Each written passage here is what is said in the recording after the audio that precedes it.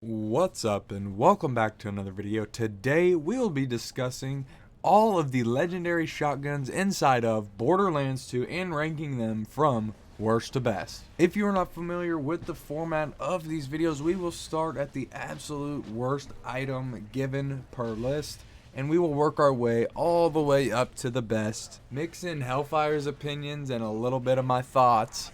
Also got to take into account the amount of time that it takes to farm the weapon, how rare it is, how hard the boss is to kill, is it an annoying farm, are there a lot of ads that you got to take out. There are a lot of things that go into these lists that I have to narrow down and figure out which one is better than the other and for what reason. And with that being said, I'm not going to keep you guys any longer. Let's hop into the video. Coming in at our number 5 spot, we have a shotgun manufactured by Hyperion.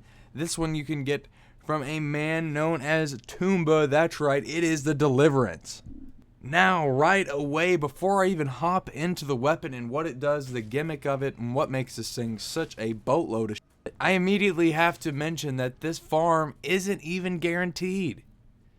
I probably had to put in about 30 runs to get my Deliverance here, which I will show on screen. That's not even counting the big ass trek you got to take to get to this spot to farm them. And if you don't have the natural selection annex, don't farm this weapon. It's literally pointless. It is literally pointless. If you didn't know, the natural selection annex is a DLC. You'll see me spawning there and running straight over into the area where these bosses can farm. It'll be Pomone and Toomba. They are the Lion King Easter egg bosses. They do not have a 100% spawn rate. And it'll be Toomba, the skag that shoots these nasty snot balls at you that will drop you the Deliverance. And what do I have to say about the Deliverance? Well, the gimmick of it is, of course, Tediore. You throw the weapon when you reload it for some explosive damage, correct? Well, this one decides to lock on and target things like it's a homing missile. Here's the only downside.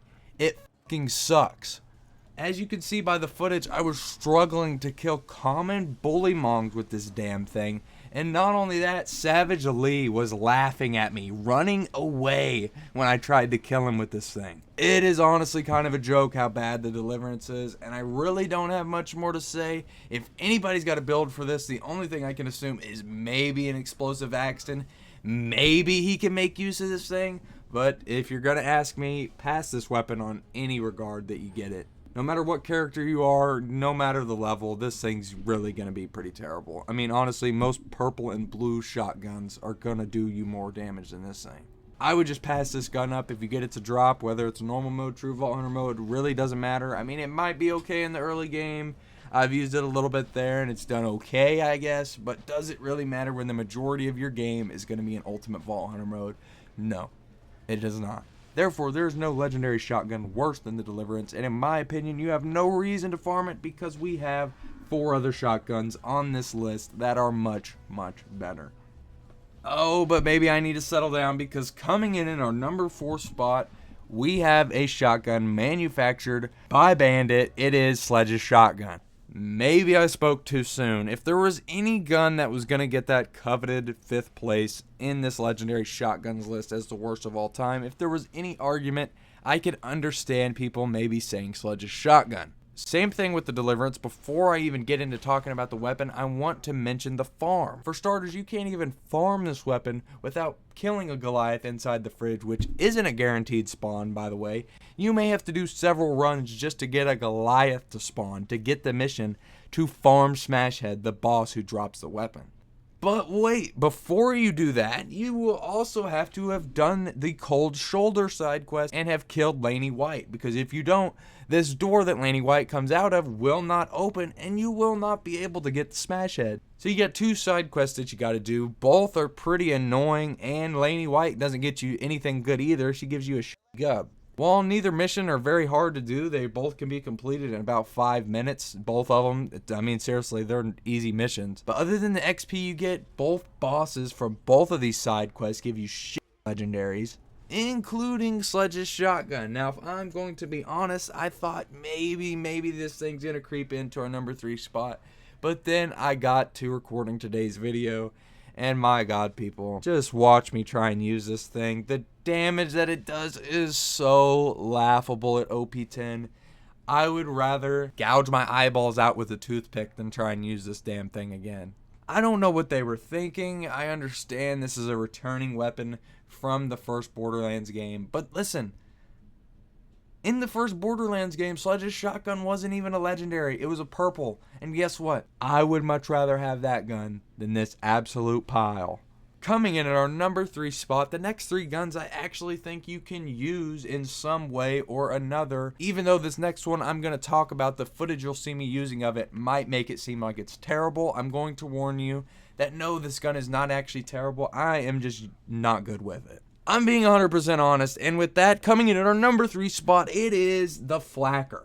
Manufactured by Torg, this is another shotgun that can be an absolute beast, especially on Salvador, if you know what you're doing and if you set your build up correctly. But like the other shotguns on the list, what do you guys got to do to get the Flacker? Well, with this one, there are actually 2 different farms you can do. If you don't have any DLCs, the only true method you can have, other than world drops and such, is the Warrior. You will need to have completed the main game story, and that's all you really got to do to farm yourself a Flacker. I had no trouble getting the Flacker in today's video. I think it took me maybe about 25 runs. But I also switched on over to the Tiny Tina's Assault on Dragon Keep DLC, and I did that as well. And I farmed the Handsome Sorcerer, which is the last boss of that DLC campaign. He also has a chance to drop the Flacker, but keep in mind, he also has a chance to drop many other legendaries as well as all of the Warrior legendaries. Warrior legendaries include the Volcano, the Leech, the Conference Call, Handsome Jack's legendary mask, and the Impaler. And I'll be honest, I got a lot of those drops before I got my shotgun. So good luck farming the Flacker. But once you do finally get yourself a Flacker, if you can get a good version of it and you have a build to support it, this thing can be a tank of a weapon. Unfortunately, I'm garbage with the Flacker. I'll be honest, I've never understood the weapon. I've never watched videos on the build itself. I know they're out there. I used to have a buddy, Colton, if you're out there, shout out you. He used to do the Flacker all the time on his Salvador, and I watch him maul bosses, mobs, whatever. I mean, the dude can do it all with a Flacker. Me, on the other hand, I'm more of like a Deputy Salvador type guy, which is exactly why it's going to explain why I have this next weapon over the Flacker. Because while the Flacker might be a beast, I don't know if it's as good as our next 2 spots. Coming in at our number 2 spot, we have a legendary shotgun manufactured by Jacobs, and it is the Striker. Now, before I start talking about the weapon, let's go ahead and mention the farm. It is one of the easiest on today's list. If you spawn in exactly where I'm showing you on the Highlands and you turn around and hit this door, as long as you've completed the old Slappy side quest from Hammerlock, you will be ready to do this farm. Once you spawn in here, you will just have to run down this little road, jump past that pipeline, and get down into this water to spawn old Slappy. This is the only boss in the game that has the Striker directly tied to his loot pool, meaning he is your only bet to get yourself a Striker. Unless, of course, you get lucky and get it as a world drop or something like I did from the Warrior. Because keep in mind, all of these weapons can be found throughout the game, but they all have specific bosses or enemies that can also drop these items. While I know a lot of people are going to probably call me crazy for putting the Striker ahead of the Flacker, the Striker's not only one of the best guns to stack with on Gauge if you're doing Anarchy stacks, but it is also one of the best Jacobs shotguns in Borderlands 2. As you can see by the footage here, I am absolutely destroying anything that I pretty much come into contact with. Not only that, as I stated, a super easy farm, and I also got several Strikers while filming this video, and I probably only did about 35 to 40 runs. Overall, every now and again, I like to switch my Orphan Maker out for the Striker just as a little switch up of pace. My build is a variant of the Deputy build that a lot of people know and love, and I really enjoy Jacobs shotguns, so for me personally, I would rather use the Striker over the Flacker. But, like, don't start screaming at me in the comments yet. Hold on. I understand that the Flacker can definitely output a little more damage than the Striker if used properly. But for me, with my playstyle and how I like to play Borderlands 2, the Striker just barely nudges it out. And while I think it's crazy that there are only 5 legendary shotguns inside of Borderlands 2, let's just take a minute to thank the developers for at least getting 3 out of 5. Well, sure, Sledge's shotgun and the Deliverance are both dog shit. At least we have these top 3 to be thankful for. But let's find out which one we're the most thankful for. Coming in at our number 1 spot, we have a shotgun manufactured by Hyperion. It should be no surprise to any of you by now. It is the Conference Call. With the same form as the Flacker that I talked about earlier on in the video, whether you're going for it from the Warrior or the Handsome Sorcerer at the end of Tiny Tina's Assault on Dragon Keep DLC, you will have a pretty easy time getting this weapon. While I struggled to get it on the Warrior, it was actually one of the 1-drops I could not get from the Warrior today, but I ended up going over to the Handsome Sorcerer and I got it in about 10 runs. While the Striker's definitely a little easier to get than the Conference Call, the Conference Call definitely has it beat in a lot of other areas. If you guys haven't seen this synergy between the Conference Call and the Beast Shield, it is absolutely insane. In my opinion, it is one of the most overpowered and overused, to be honest, combinations or synergies or however you would like to word it inside of the game. While not used near as much anymore, back in the day, this was a meta that carried Borderlands 2 on its back. If you've been playing since 2012, 13, 14, or even 15, maybe even a little later, there's absolutely no way you haven't used this synergy yourself or come across somebody talking about it or using it in your game. Conference Call is an absolute monster of a shotgun, and it makes perfect sense why it beats all of these others. If any of you have an argument as to why the Conference Call is not the best shotgun in the game, if there's any glitch methods, anything like that, I was not taking any glitch methods into account today.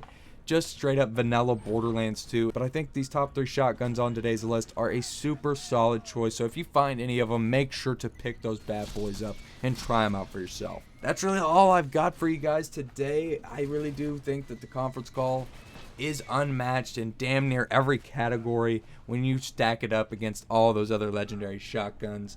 And I understand a lot of people are probably going to hate on me for the Flacker and the Striker decision. I understand that. Feel free to shoot all your shots down in the comments below. I will be down there replying, giving my thoughts and such.